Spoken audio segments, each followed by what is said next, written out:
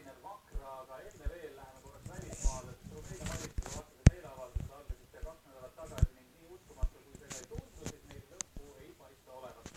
Osade protestijate hinnangul on Rumeenia revolutsioon. Rumeenia suurlinnades jätkusid eile juba 2 nädalat kestnud valitsusvastased meeleavaldused. Näiteks riigi pealinna Bukaresti tänavatele oli kogunenud miinuskraade trotsides 50 inimest, kes kõik nõudsid möödunud aasta detsembris võimule tulnud valitsuse tagasiastumist. Protestijatel olid kaasas punased, kollased ja sinised paberid, mis pea kohale tõstsid hiiglasliku Rumeenia lipu.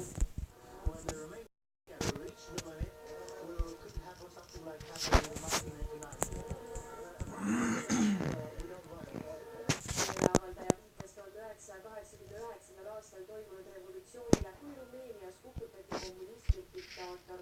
Seda aega protestijad enda sõnul enam tagasi ei taha, mistõttu tekitati valitsuse määrus dekriminaliseerida võimu kuritarvitamine rahvast suurt pahameelt. Paraku ei viita miski sellele, et Rumeenia sotsiaaldemokraatide valitsus nüüd tagasi astuks. USA California osariigi põhjaosas anti evakueerimiskorraldus 200 000 inimesele. Nimelt on Ameerika Ühendriikide kõrgeima tahmi suurte paduvihmade tõttu lagunema hakanud ning kohalikud võimud kardavad, et see võib lähipäevil lõplikult puruneda. Evakueerimiskäsk anti juba eile pärastlõunal ning kiirteedele tekkisid tohutud ummikud. Kui tamm peaks purunema, kardavad kohalikud, et see võib kaasa tuua tohutu kaose ning uputada kümneid linnu.